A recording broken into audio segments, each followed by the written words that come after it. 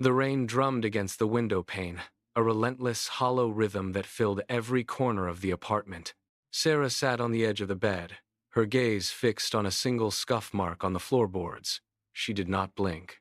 Her hands were clasped so tightly that her knuckles stood out like polished bone, the skin stretched thin and pale. Every few seconds, the clock on the wall ticked a sharp, metallic strike that seemed to vibrate through the floor. The air in the room felt thick, stagnant, as if the oxygen had been replaced by the weight of things left unsaid. She shifted her weight, but the floorboards groaned under her, and she froze again, terrified of breaking the fragile silence. She looked at the lamp, its dim light failing to reach the corners. The rain intensified, blurring the world outside into a smear of gray. Then, the sound changed. A soft, deliberate knock echoed against the door. Sarah did not move, but her fingers finally loosened. Sarah stood, her legs stiff, and pulled the door open. Martha stood in the hallway, holding a small book and a thermos. She did not wait for a greeting. She stepped past Sarah, her movements purposeful, and crossed the room to the small wooden table. She set the thermos down with a sharp click that echoed in the quiet space. Martha pulled out the chair and sat, her back straight, facing the center of the room. She did not look at Sarah.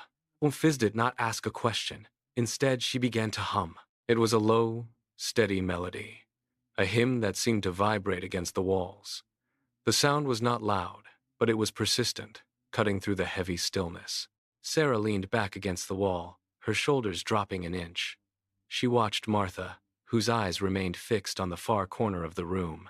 The humming grew in volume, filling the gaps between the ticking of the clock.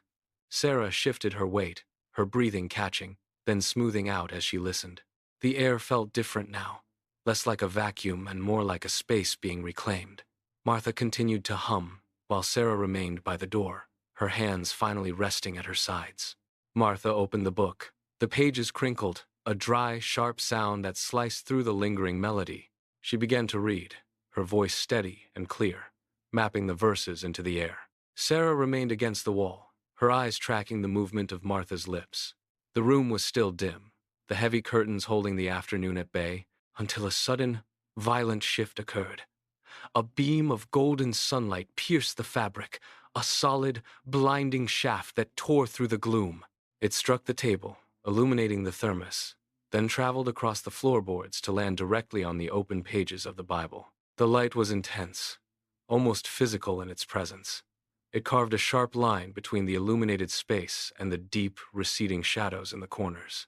Sarah watched the dust motes dance within the golden pillar, their movement frantic and bright. The contrast was jarring. Martha did not falter. She read on, her voice rising to meet the brightness. Sarah shifted her weight, her gaze locked on the intersection of light and shadow. The pressure that had anchored Sarah to the wall finally gave way. Her knees buckled, and she sank to the floor, her legs folding beneath her in the center of the golden light. The floorboards were cool against her skin, a sharp contrast to the warmth radiating from the window. She did not look up. She kept her eyes fixed on the grain of the wood. As the first tear fell, hitting the floor with a soft, audible impact. Then came another. She made no effort to wipe them away. The dam had broken. Martha stopped reading, the silence in the room now heavy with a different quality, a stillness that invited rather than demanded.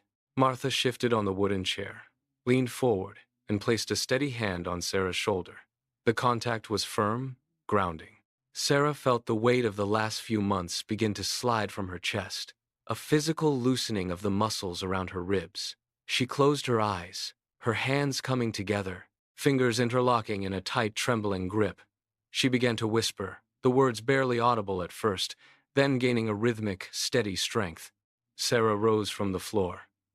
The tension that had defined her posture for weeks was gone, her movements fluid and steady. She stood tall, the lines of exhaustion around her eyes smoothed away, replaced by a calm, focused gaze. She looked at Martha, who remained seated, and offered a single, sharp nod of acknowledgement. Sarah turned toward the window. The heavy fabric of the curtains felt thick and obstructive under her hands. She gripped the edge of the material and pulled. The rings slid along the rod with a rhythmic clatter. She dragged the curtains wide, pinning them against the wall. The afternoon sun surged into the room. Sarah stood in the center of the light, her breathing deep, and even as the day outside continued its slow, peaceful descent,